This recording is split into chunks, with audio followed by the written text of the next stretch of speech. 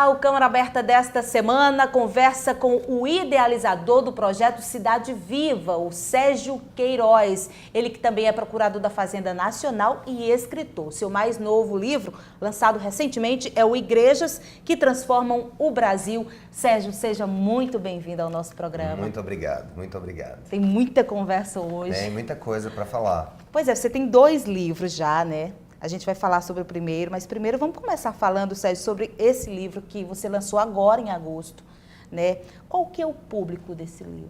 Bem, esse livro está destinado a qualquer pessoa que queira entender um pouco do fenômeno religioso da Igreja Cristã no Brasil e também, especialmente, os cristãos que querem entender o que significa ser um cristianismo engajado, que não é apenas uma fé domingueira, mas uma fé que se traduz em ações concretas para o bem da cidade, para o bem do Estado, para o bem do Brasil. Então, é um livro que estuda um grupo de igrejas que foi identificado em uma pesquisa que durou 5 anos, que estão, de fato, transformando os seus ambientes para melhor, né? Comunidades que fariam falta se elas sumissem do mal. Você falou de pesquisa de 5 anos, como foi que você trabalhou? Como foi que foi Na realidade, esse livro ele foi fruto de um projeto do meu doutorado, que fiz nos Estados Unidos, e lá eu fui desafiado no meu projeto, fazer um estudo amplo da igreja brasileira. Acabou sendo um desafio hercúleo e por isso que durou tanto tempo, né? Desde a concepção do projeto até as 3 fases de pesquisa que eu conto no livro e o escrever e publicar o livro. Então, é um tempo de 5 anos. Ela demorou porque foram, a princípio, 1.500 comunidades que foram pesquisadas na primeira fase. Depois dessas 1.500, nós escolhemos 50. Que comunidades, Sérgio? Comunidades cristãs de todas as denominações, de todos os tamanhos e de todos os lugares do Brasil. Foram escolhidas aleatoriamente dentre o universo de todas as igrejas de viés evangélico no Brasil, e foram escolhidas aleatoriamente de todos os estados e tamanhos e denominações, 1.500. Essas 1.500 elas foram investigadas numa fase que a gente chama quantitativa, que foi uma pesquisa objetiva, né, sobre cerca de 50 questões. Depois disso, nós extraímos dessa primeira etapa 50 igrejas para uma pesquisa mais profunda. Aí foi uma pesquisa qualitativa. E de campo também, você chegou a visitar todos os... Foi uma pesquisa de campo em boa parte das comunidades. Uma outra boa parte foi via telefônica, em razão do tamanho, né, da magnitude do Brasil e das limitações orçamentárias do projeto.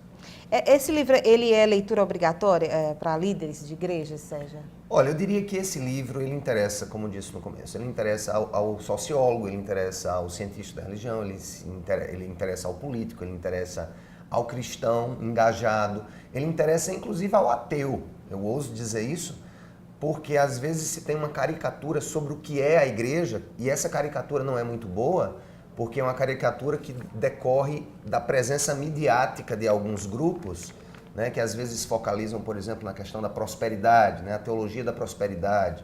Então, as igrejas que focam na teologia da prosperidade, por exemplo, não passaram para a segunda fase, né, mas igrejas assim que abraçam aquela teologia cristã tradicional, aquela teologia básica, né, das escrituras, e são comunidades que estão envolvidas em nome da missão para transformar os contextos onde elas estão. Você quebra conceitos aqui? Demais, tem muita coisa. Eu quebro tudo no livro, né? Quase tudo é quebrado aí sobre alguns paradigmas, por exemplo, de liderança, né? As igrejas que transformam o Brasil, esse grupo que a gente identifica como igrejas transformacionais, elas têm algumas marcas, por exemplo, onde a figura do líder não é figurativa apenas, não é uma posição figurativa do pastor, mas não é aquela posição do super-homem ou do super-espiritual, daquela pessoa com relação a quem todos têm alguma relação de dependência. Então, são igrejas que entendem que cada membro é um ministro, que cada membro pode ser um agente de transformação, que cada membro na sua profissão, na escola, nos trabalhos que desenvolve, pode servir como um instrumento da missão. Você não começou a escrever hoje. Tem o Gloriosas Ruínas, que é esse que está aqui, foi o seu primeiro livro. Inclusive, foi um dos mais vendidos, segundo reportagem da revista Veja. É um livro de autoajuda? É interessante. Hoje o mercado editorial classifica os livros geralmente em 4 categorias. Autoajuda, não ficção, ficção infantil. Eu não consideraria um livro de autoajuda, porque o livro de autoajuda às vezes foca muito na pessoa. A solução para o problema está em você e está no repensar de suas próprias atitudes. É um livro que eu chamaria de ajuda do alto, ao invés de autoajuda, né? Seria o contrário, porque eu uso princípios milenares nesse livro, que foram extraídos de um livro bíblico, que é o livro do grande Neemias, que está lá no Velho Testamento, e foi uma análise de algumas posturas de Neemias em um processo histórico real, por isso que eu não consideraria autoajuda, em um processo em que ele liderou a reconstrução dos muros de Jerusalém, da cidade de Jerusalém, depois que Jerusalém tinha sido destruída pelos babilônios. Então, ali, no livro de Neemias, há uma série de princípios que ele utilizou para a reconstrução daquele muro que se aplicam muito bem à nossa vida. Como, por exemplo, o primeiro princípio do livro para qualquer tipo de restauração. O primeiro princípio é o princípio da verdade ou da realidade. O que é que eu digo com isso? Eu digo que sem fatos concretos nós vamos entrar na eterna ilusão da restauração. Vou dar um exemplo agora bem mais aplicado.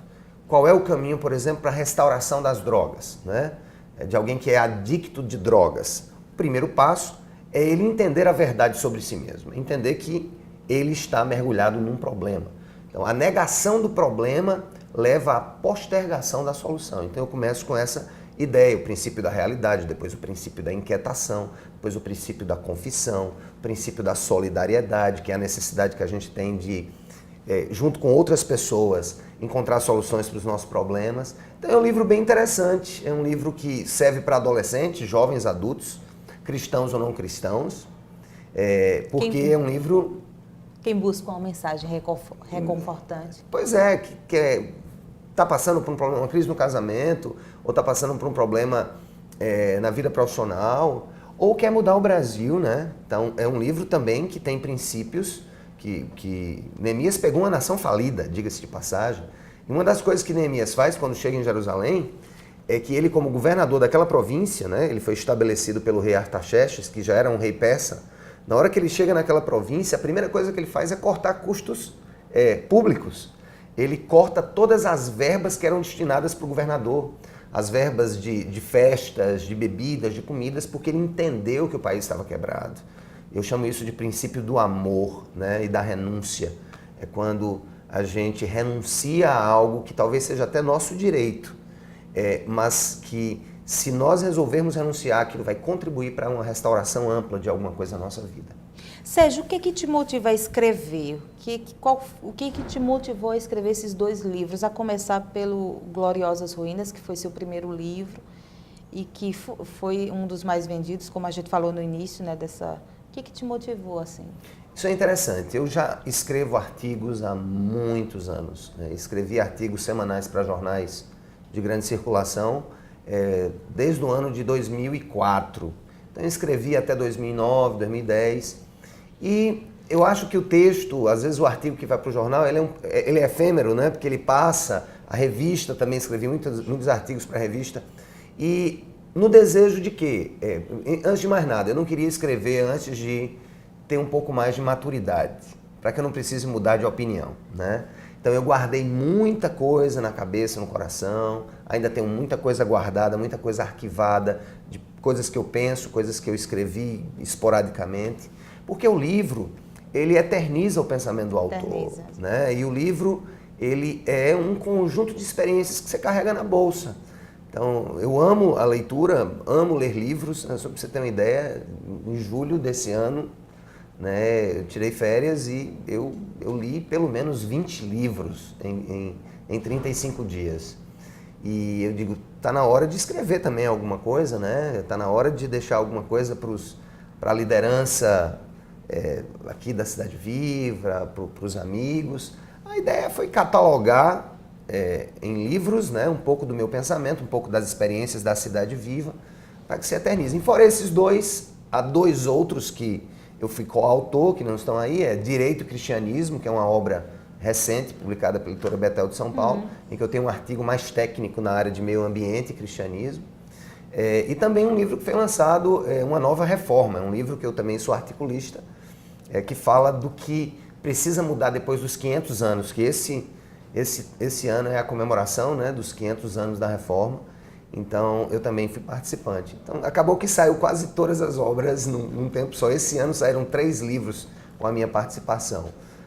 E vem mais por aí, né? Tem mais aí, tem outros 2 para o ano que vem, se Deus quiser. Que legal. Sérgio, os 2 estão disponíveis, né, em livrarias do Brasil? Do Brasil inteiro, nas grandes cadeias, né, tanto online quanto nas lojas físicas, né? Não precisa nem mencionar as grandes cadeias, vocês conhecem. E você pode comprar online o Gloriosas Ruínas e também o Igreja Transforma o Brasil em qualquer site e em qualquer livraria no Brasil. Legal. Vamos falar sobre esse projeto fantástico que é o Cidade Viva. Como foi que começou, Sérgio? Eu sempre quis ter a minha profissão no serviço público. Sou servidor desde 1993, passei por 3 cargos públicos por concurso público. E no meu desejo pessoal, eu não considerava a hipótese de me envolver com a igreja. Eu considerava a hipótese de cuidar da minha profissão, de cuidar da minha carreira, né, enquanto jurista, e não considerava absolutamente um envolvimento mais profundo. Eu pensei, entendi que eu tinha um chamado para ser pastor, mas paralelamente à minha profissão, mas eu não imaginava que eu iria acabar liderando uma comunidade. Então eu cheguei nessa comunidade em 2004, Igreja Batista do Bessamá, e a primeira surpresa que eu tive foram gritos externos e não gritos internos, né? Gritos de pessoas usando drogas e morrendo pelo uso do crack. Daí surgiu a ideia, surgiu o desejo de se construir um centro de reabilitação pequenininho para pessoas que tivessem problema com crack. Na época não existia nada na Paraíba nesse sentido. E era o boom, né? Era da droga. Era boom. Aquele ano de 2004, 2005, cogita-se até que João Pessoa, naquela época, chegou a ser uma das primeiras capitais em consumo per capita de crack. E nisso nós fomos atrás de construir esse negócio. Acabamos nos deparando com uma área muito grande, que era muito maior do que o que nós precisávamos, que é o complexo da Cidade Viva, né, que a gente chama de Campus Metropolitano, que fica na saída da cidade de João Pessoa, na direção de Recife. Isso. E não tínhamos dinheiro, não tínhamos experiência, não tínhamos recursos, mas tínhamos muitos planos e muita coragem, muita juventude, né? Você e sua família. Eu e minha família, minha esposa, meus filhos, meus pais. E a gente disse, não, vamos ajudar esse povo, né? Nós fizemos a primeira doação do projeto, nós doamos um carro, que nós tínhamos, um carro recém-comprado. E quando eu apresentei para a igreja aquele plano, quando eu apresentei para a igreja aquele projeto, todo mundo comprou, né? Eu vou dizer todo mundo, a grande maioria das pessoas comprou o projeto. E fizeram doações, aí compramos o terreno, começamos a fazer a casa de recuperação. Fomos a primeira casa de recuperação para dependentes químicos da Paraíba, começamos a tratar. E aí surgiram outras demandas, né? Por que não nos envolvermos com tudo aquilo que é para o bem da cidade? Por exemplo, interessa uma boa educação, interessa saúde, interessa um sistema mais justo, um sistema prisional mais humanizado e um restabelecimento dos presos quando eles saem. Muitos voltam ao crime porque a cadeia deforma. E nós entendimos que o amor da igreja, aplicado, por exemplo, na vida do presidiário, fazendo análise do seu processo, libertando quando fosse tempo, treinando e empregando essa pessoa, a gente ia conseguir reverter alguns processos danosos na sociedade. E assim tem sido. Nós temos nos envolvido desde então com ética, direito e cidadania, apoio à família, meio ambiente, educação, esporte e cultura, geração de emprego e renda, promoção dos valores cristãos. E estamos em 11 abrigos, 3 presídios, trabalhamos com uma escola internacional, vamos começar uma faculdade no próximo ano, também voltada a essa conscientização de que a igreja que não serve à cidade, a igreja que não serve para minimizar as dores de uma cidade, ela não é igreja cristã. Ela pode ser qualquer coisa, menos a igreja de Cristo. Sérgio, a gente vai fazer um intervalo, vai voltar daqui a pouquinho, mas aí a gente vai voltar para essa história toda e por essas 3, 4 etapas, né? Que o projeto passou por várias etapas. Foram várias etapas. Exatamente. Esse processo de construção, para que todo mundo entenda o que acontece, que projeto é esse. Tá bom? Vamos então lá. a gente volta a conversar daqui a pouquinho. Câmara Aberta faz uma pausa e volta já já. Pode falar, pode chamar. Cultura, Saúde, mobilidade, justiça, segurança, trabalho, respeito, educação, sustentabilidade. Queremos escutar você e fazer mais pela nossa cidade. É eficiência, transparência e compromisso. É a Casa do Povo. Câmara Municipal de João Pessoa. O lugar para a sua voz falar mais alto.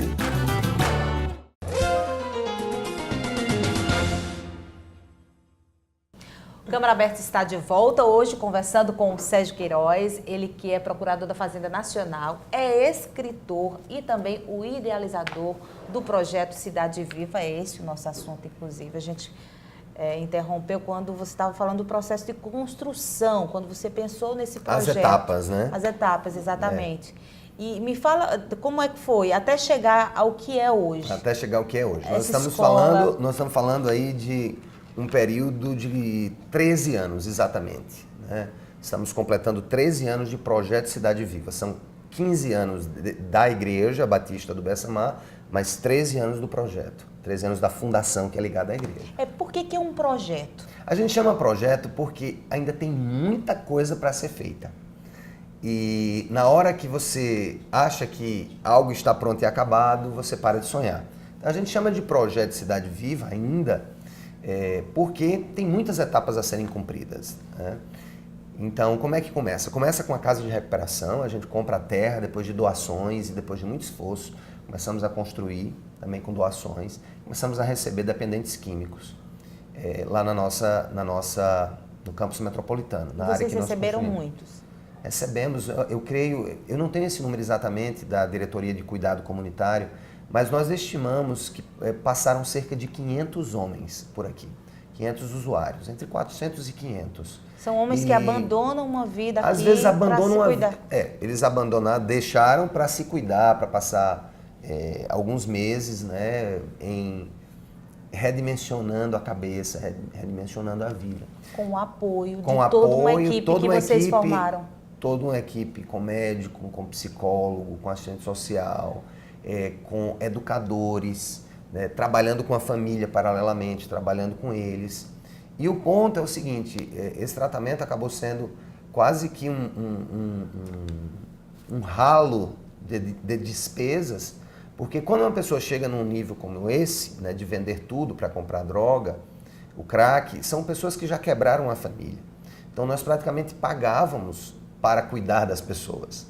E esse dinheiro vinha exatamente da igreja. Então, o dinheiro dos dízimos e ofertas, boa parte que vinha para a igreja, a gente estava ali para cuidar dessas pessoas. E fizemos isso durante muitos anos, até que a gente percebeu que o fator tempo não era decisivo na recuperação, mas o fator intensidade e o fator família. Explico. Houve pessoas que passaram 4 ou 5 meses conosco e voltaram para as drogas. E teve pessoas que passaram 1, 2 meses e não voltaram para as drogas. Depois que a gente fez uma análise estatística, a gente percebeu que o fator tempo, que para muitos ainda hoje é um fator essencial, nós acabamos descobrindo que não. E aí a gente suspendeu aquele modelo de tratamento com internação e começamos a aplicar o chamado corredor da vida, que acontece aqui em uma das unidades da Cidade Viva, que é um trabalho de apoio ao dependente e à família. Estamos reformando aquele antigo centro de recuperação para agora termos não mais aquela ideia de internação, mas que eles possam passar tipo 3 semanas e durante esse período eles possam estar com a família, repensando a vida, repensando traumas, repensando várias situações. Então, tivemos essa primeira questão, mas como eu dizia, a gente conversava na hora do intervalo, nós investimos praticamente todos os nossos recursos para cuidar dessas pessoas e até que surgiu meio que um milagre para nós, porque nós não tínhamos uma sede aqui na cidade. gente estava sempre se reunindo em escola, em casa de recepção, passamos um ano em um dos shoppings de João Pessoa, até que uma pessoa muito bem intencionada, um empresário da cidade, construiu o complexo do Centro de Convenções Cidade Viva, que fica na Praia do Bessa, e ele construiu para nos alugar. Então a gente ampliou as nossas ações, a gente começou a ter mais palestras, a gente começou inclusive a sublocar o lugar para poder pagar o aluguel. E aí foi crescendo, grupos voltados aos moradores de rua, grupos voltados aos presidiários, grupos voltados às crianças institucionalizadas, grupos voltados à geração de emprego e renda. E a gente foi expandindo ao ponto de que o que começou na minha casa, né, na sala da minha casa, a ideia, hoje são 1.500 voluntários que trabalham de maneira intensa nesse projeto, em uma das mais de 100 áreas. Não daria para falar para você hoje, mas a Cidade Viva hoje trabalha com mais de 100 áreas de atuação. Eu estou falando de uma centena de áreas de atuação e reunindo essas 1.500 pessoas. Quando você pensou no nome Cidade Viva, você imaginou essa cidade? A proporção que ela, o tamanho que ela ia se tornar? A gente quase de uma cidade mesmo. Sonhar ainda não paga, né? Ainda não paga sonhar. Então a gente sonhou muito grande. Inclusive, nós sonhávamos que essa ideia de que cristãos precisam, antes de estar discutindo questões doutrinárias aí nas TVs, se bem que a doutrina para nós é muito importante, a importância da igreja é vista não pelo que ela fala, mas pelo que ela é e pelo que ela faz, especialmente. Então Jesus nos ensinou a amar sem distinção, né? Nós não atendemos apenas as pessoas que pensam como nós pensamos, muito pelo contrário. Eu acho que a grande maioria das pessoas que nós atendemos hoje não são sequer da nossa comunidade e não são sequer frequentadoras de uma igreja. Então, essa não tem ideia, uma religião, né? Nós sabemos no que cremos. Crê num Deus independente. A gente crê de uma maneira muito delimitada. Nós temos as nossas crenças cristãs tradicionais de que há um só Deus, ele se revela na pessoa do seu Filho Jesus e pelo poder do Espírito ele nos conduz até a consumação dos tempos. Mas o que eu creio não vai definir se a minha ação na vida da outra pessoa tem que convergir com o que ela crê. Então, eu amo, eu creio nos estreitos limites da revelação, mas eu amo também nos amplos aspectos do amor de Deus pelas pessoas. Então, a gente é guiado por esse sentido, abençoar, ajudar, não importa a quem, não importa o credo, não importa o que ela pensa ou deixa de pensar. Tem a escola Cidade Viva, que é referência hoje, né? Quem conhece sabe. Como foi que vocês chegaram até a escola? Você estava me falando no intervalo que a base é justamente essa, educação, né? Educar essas pessoas para o futuro. Uhum. E essa escola, ela nasceu do centro, quando vocês pensaram no centro de reabilitação, de cuidar daquelas pessoas? Uhum. Foi desse... O centro de reabilitação, a gente inclusive chamava, a pessoa não era de auxiliar de saúde, qualquer coisa, a gente chama de educador. A pessoa que mais tinha contato com o dependente químico, a gente chamava e chama ainda de educador, porque nós entendemos que é um processo de reeducação, a questão da droga. Então nós começamos a pensar, se nós tivermos uma escola que a gente possa não só prevenir os grandes males da sociedade, mas ao mesmo tempo conscientizar desde criancinhas que se todos nós nos unirmos, né, por amor a Deus e ao próximo, nós podemos transformar contextos de maneira positiva. Vou dar um exemplo para você. Lá atrás, nós pensávamos em levar o projeto Cidade Viva para a África, os países de língua portuguesa na África, e também para o Timor, que é um país de língua portuguesa na Ásia. Então nós tínhamos aquele sonho no coração e tudo mais. Quando a Escola Cidade Viva começou, a Escola Internacional começou, em 2010, a gente não esperava que ela fosse fazer tanto sucesso já no primeiro ano. Inclusive isso foi para nós um problema. Começar do zero, com todos os alunos novos, com todos os funcionários novos e com todos os pais novos, com 450 alunos assim, ó, de uma hora para outra. Foi um sufoco. Mas aí educadores muito competentes foram tomando pé, ajustando aqui, ajustando ali, ajustando aqui, ajustando ali. até que a escola, ela conseguiu hoje, né, são 7 anos, uma respeitabilidade local, nacional e também internacional. A nossa escola tem sido visitada por pessoas de vários países para entender como é que a gente une o bilinguismo com o tempo integral, com a questão da ética cristã transformacional. Então a gente acabou criando um modelo de educação que é um tanto quanto inédito, e isso hoje a gente já está olhando para trás, né? A gente vê as pedras que carregou, hoje a gente tem condição de ajudar outras escolas e ajudar outros educadores a repensarem a educação, a pensarem em educação mais integrativa, uma educação mais voltada para a transformação da sociedade, não apenas para o Enem, não apenas para o vestibular, não apenas para a sua profissão, mas educar para a vida, né, meninos e meninas.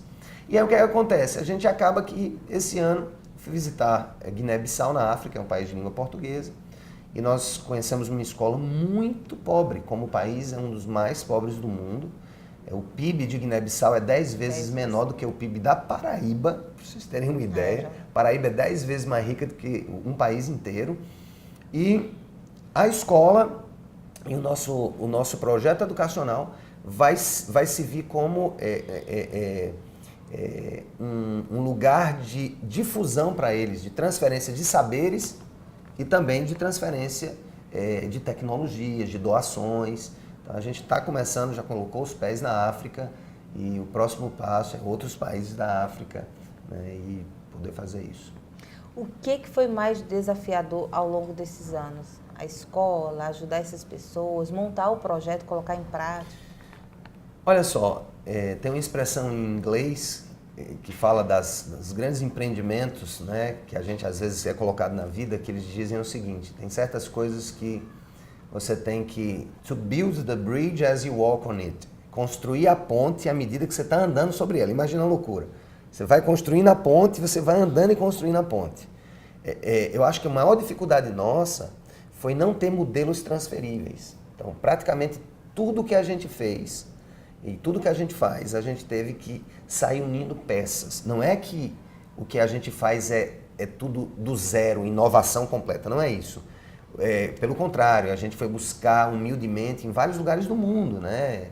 Em modelos como a Escola da Ponte em Portugal, em modelos como o sistema de ensino da Dinamarca, o sistema de ensino da Finlândia, o sistema de ensino da China. Então a gente pesquisou muita coisa, mas a grande dificuldade foi exatamente isso, é você começar alguma coisa sem ter os guidelines, sem ter um projeto pronto e acabado. É como se o projeto das coisas fosse construído à medida que as coisas eram sendo feitas. Eu acho que esse é o grande desafio, e quando eu olho para trás eu não sei se eu faria de novo. Sérgio, você falou em voluntários, a gente está já encerrando o programa, eu queria encerrar com essa pergunta. Quem quiser ser Cidade Viva, quem quiser participar desse projeto junto com você, tem como, né?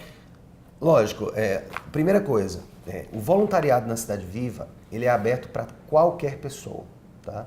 Esse ano, por exemplo, tem um projeto nosso chamado Godstock, que foi aprovado como lei municipal pela Câmara. É um mês inteiro, em novembro, que a gente faz várias ações, a gente potencializa o que faz no ano inteiro, e a gente está unindo outras comunidades e outras instituições com isso.